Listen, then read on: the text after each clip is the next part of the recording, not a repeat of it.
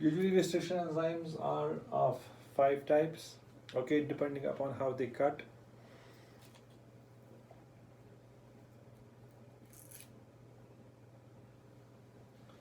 Resistant type 1 enzymes are those enzymes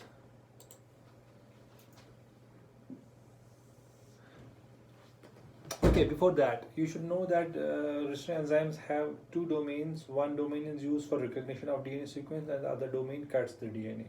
Okay, so first of all, the resistant enzymes recognize the sequence that they have to cut and then they cut. If a resistant enzyme recognizes a region, for example, it recognizes that I have to cut DNA here, okay, but cuts at a far off place from this recognition site, we call these as type 1 resistant enzymes. Type 1 resistant enzymes are those enzymes that recognize a sequence, say at point A, but cut at a far off place at point B.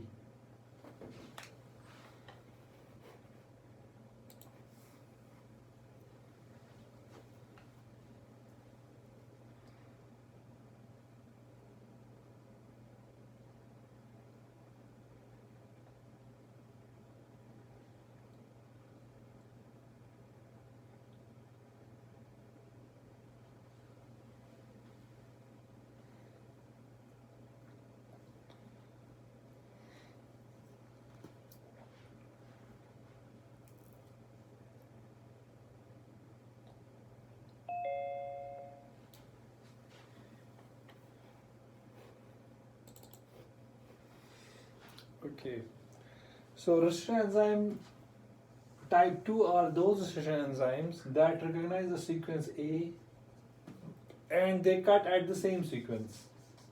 So the recognition sequence and cleavage sequence are the same. So these are type 2 resistant enzymes. These are the resistant enzymes that we usually use in biotechnology or molecular biology or recombinant technology because they are more specific. Resistant enzyme 3 are those enzymes, type 3 are those enzymes that recognize a sequence A but cut at another sequence that is at a shorter span away from the A. Okay, the main difference between type 1 and type 2 is that once type A recognizes a sequence, it cuts at a far off place, while as type 3, if recognizes a sequence, it cuts at a nearby place to the recognition sequence. These are called as type 3 resistant enzymes. Type 4 resistant enzymes are those resistant enzymes that cut the methylated DNA. Okay, what we call as there are some modifications in the DNA, like you have hydroxylation, methylation, acetylation. So these type of resistant enzymes recognize the sequence that are methylated or hydroxylated or acetylated. Okay, or glycosylated. These are type 4 resistant enzymes. Type 5 resistant enzymes are like your CRISPR-Cas9.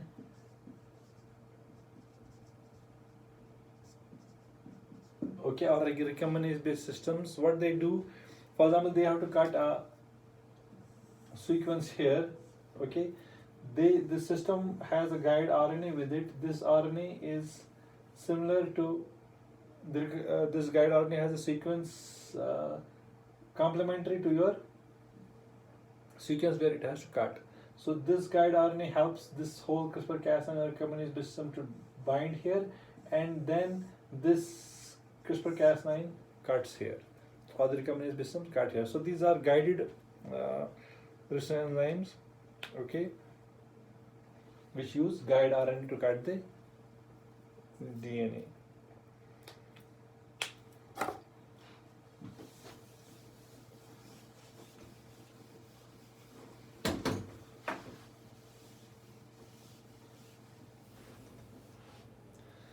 So these resistant enzymes usually recognize, I'm talking about type 2 resistant enzymes, these enzymes recognize a sequence that we call as palindromic, means they can be read from this end, the same will be read on from the other end, the 5' end and the other end.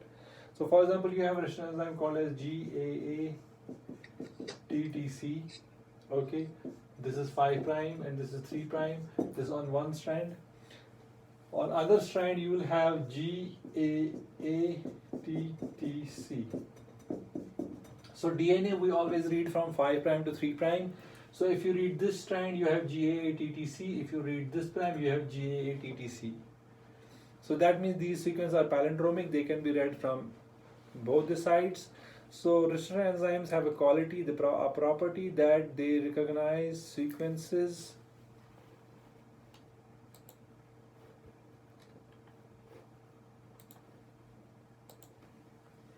that allow sequences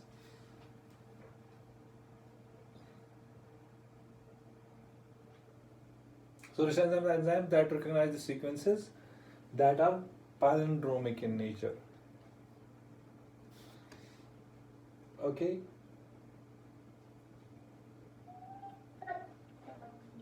Now, how we name these restriction enzymes? For example, we have a restriction enzyme GATTC. We have isolated the restriction enzyme from E. coli. Like this enzyme, this sequence is a recurrent sequence for EcoR1. So why we call this EcoR1? Because E stands for E, this Escherichia, this stands for coli. Okay, CO stands for coli. R is the strain, and this one is the first restriction enzyme that were isolated from E. coli. Then you have EcoR1, 2, R3, R4, R5, the restriction enzymes subsequently that were subsequently discovered. So bacteria, archaeal bacteria are the main source of the restriction enzymes. Like we have restriction enzyme for example BAM-H1. This was extracted from Bacillus amyloliquefaciens, amylo AM. So B is the generic name, AM is the species name, amylo liquefaciens. So AM, Escherichia coli, COLI. So CO is here. So Bacillus amyloliquefaciens strain H, number first. This was the first restriction enzyme that was isolated from Bacillus amyloliquefaciens, that is a bacteria. So it was called as BAM-H1. These enzymes were first time discovered by Salvador Lurie and Giuseppe Bertini. Okay.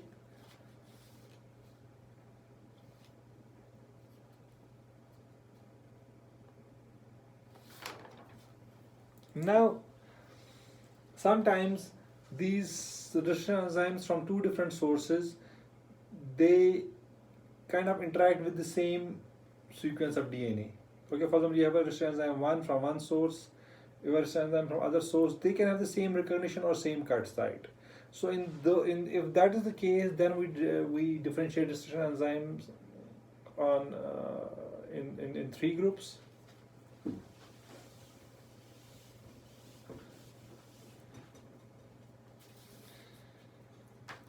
For example, first group is you have a DNA sequence, okay, and there are two restriction enzymes from source 1 and source 2. They have this same recognition sequence, okay, the R is same and they restrict the same position. They identify the same position and they cut the same, that is digestion. They digest, cutting with the distance enzyme, we also call it as digestion. So they digest at the same position. These kind of enzymes are called as isoschizomers.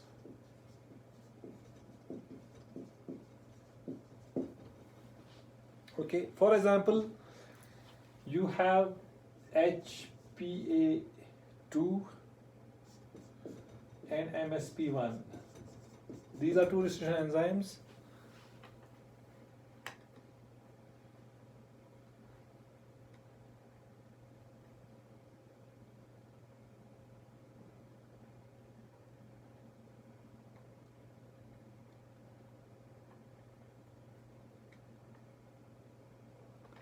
Yeah, actually we have a problem with this university internet. It does lag. So I'm preparing a YouTube video also, so probably I'll post it after the class, so you'll be able to comprehend what I'm trying to teach. So you have HPA2 and MSP1. These are two restriction enzymes. Okay, so they recognize the sequence CCGG. Okay, They both cut at the same point and they recognize the same sequence, so they are your isochiasomers. Second type of restriction enzymes are those, for example, they are from two different sources. Okay, they recognize the same sequence. The recognition sequence is the same, okay, but they digest at different sequences. Okay, these are called as neochiasomers.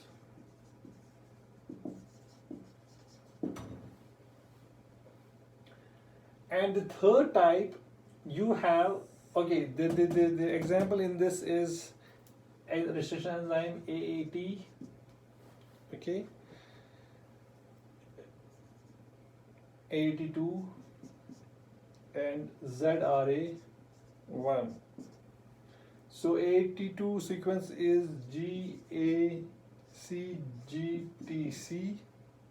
okay, and GACGTC. So recognition sequence is the same, but AAT cuts here and ZRA cuts here.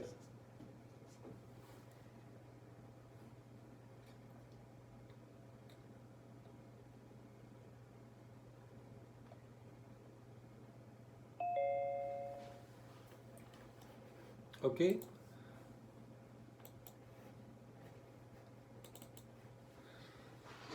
Now the third type of restriction enzyme, you have two restriction enzymes from source 1 and source 2.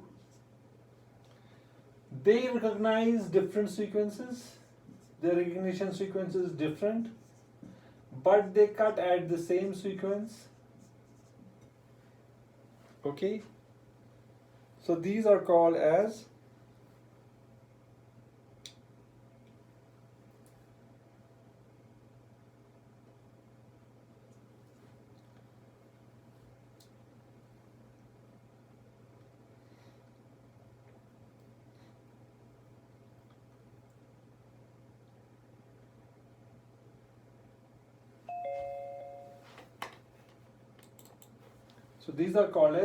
isochordamers.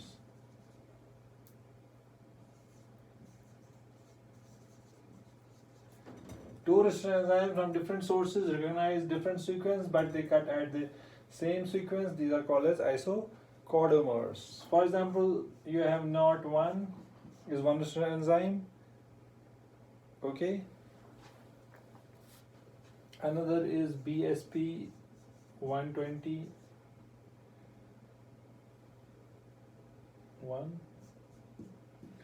The recognition sequence is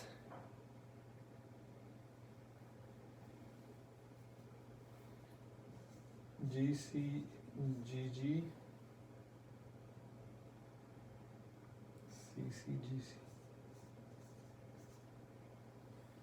Okay. The other recognition sequence is G, G, G, C, C, C.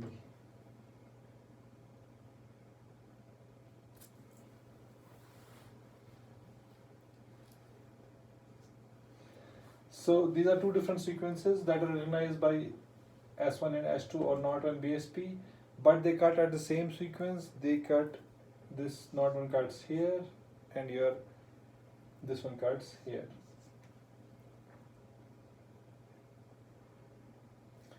GGG, GGG, CC, CC. So these are called as your isochordamers.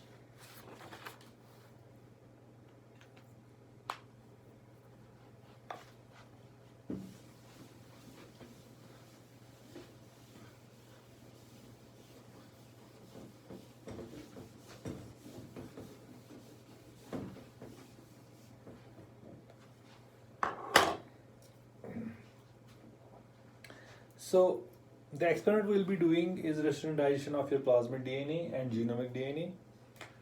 So for that, what we do, we'll take a plasmid DNA.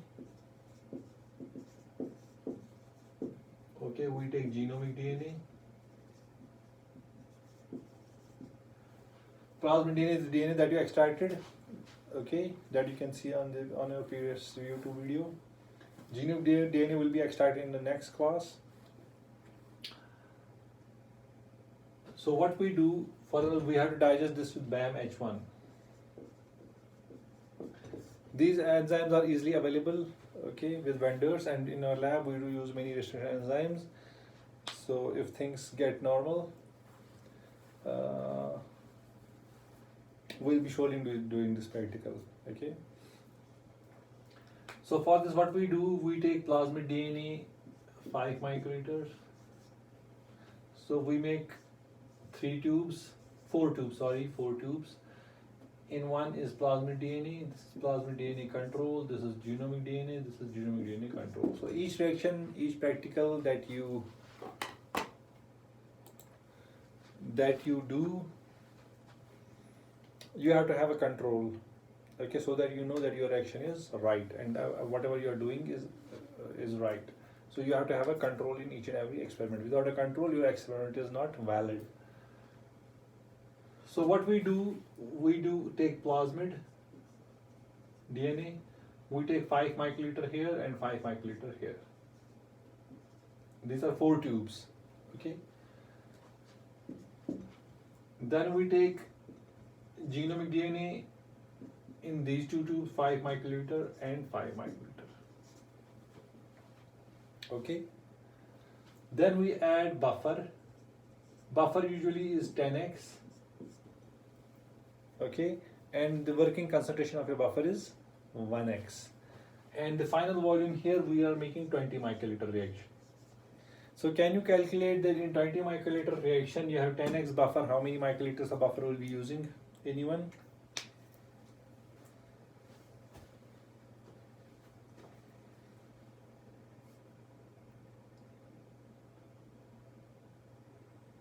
Can you calculate?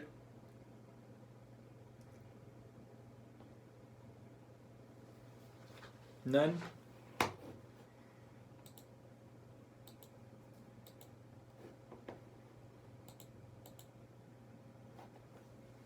So the formula we will be using 1x by 10x into 20. X goes, 0, 0 goes. So buffer we will be using 2 microliter in each tube. Okay. Then you will use stack polymer, the restriction enzyme BAM-H1. Okay. 1 microliter, 1 microliter, 1 microliter, 1 microliter.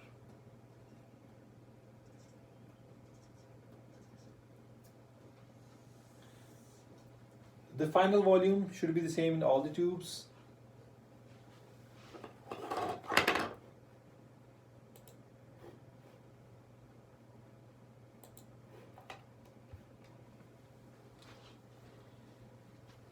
So 5 plus 2 plus 1 is 8.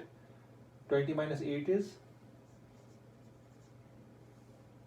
12 microliters. You will use water in this. Okay, hold on a second. In this control, you will not use a restriction enzyme because it's a control.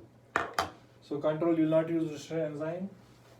So it is 5 plus 2 plus 1 is 8. 8 minus 20 is because final volume is 20x.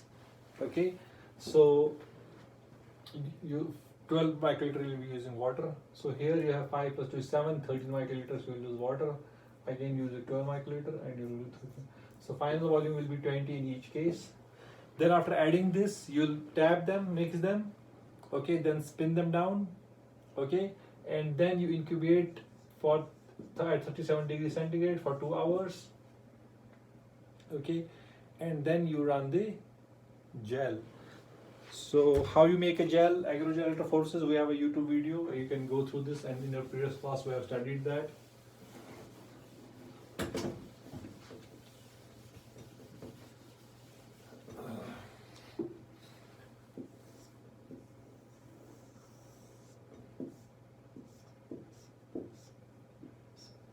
So this is your ladder. This This is plasmid DNA, this is plasmid DNA control, this is genomic DNA control. You know when you have a plasmid DNA, how many bands you have? How many bands you have?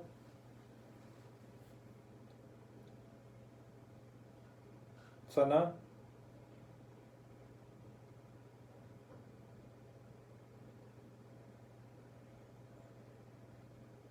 No one? So when you run a plasmid DNA, so you have multiple bands because of supercoiling. Okay. But when you digest this with a restriction enzyme that has one recognition sequence in the whole plasmid, then you will get a band here that will be corresponding to the size of your plasmid. In case of genomic DNA control run, you will run control, you have a band near the well because it's heavier, it will always be near the well, and then you will cut it with a, for example, BAM H1, then you will not be able to see bands here because it will cut many times. For example, you have to use BAM H1.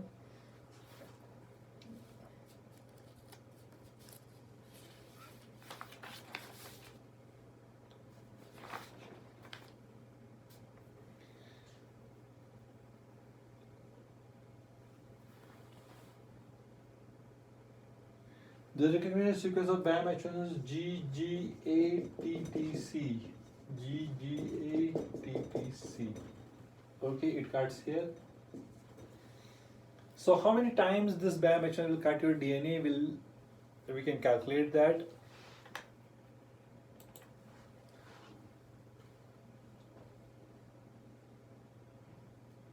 So far we have 4 base pairs. So 4 to the power 1, 2, 3, 4, 5, 6, 6 recognition sequence. Okay, so that will be equivalent to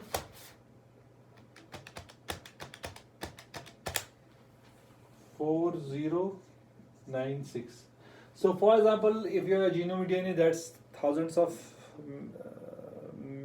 bases, mega bases, okay. If you have a recognition sequence at position 1, then after there is a probability that after 4096 base pairs, again this will cut. Again 4096 base pair, it will again cut. So the probability of after how many nucleotides restriction enzyme can cut is determined by number of nucleotides, by number of bases, this restriction enzyme recognizes. For example, you have a restriction enzyme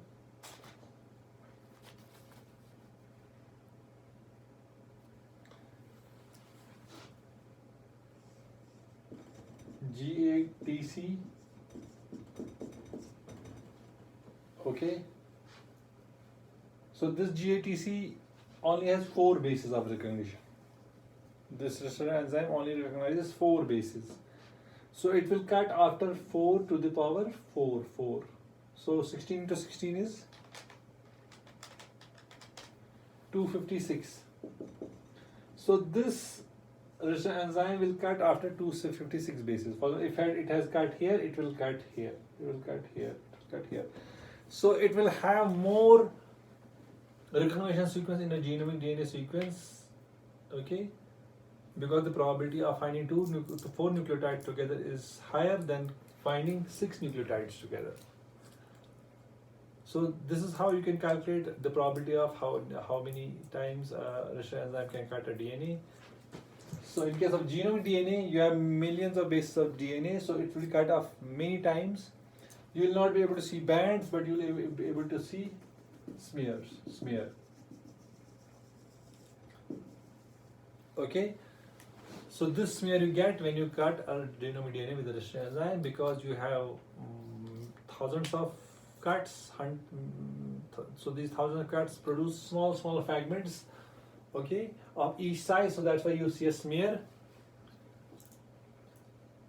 in the gel. So this is all about today's restriction enzyme. If you have any questions,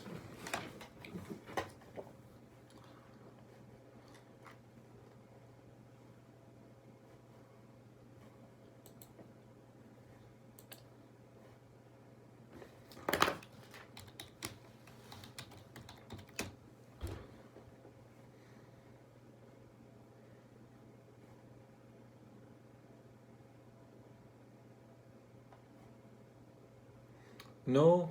Okay, so we'll end this meeting here and see you tomorrow. Bye.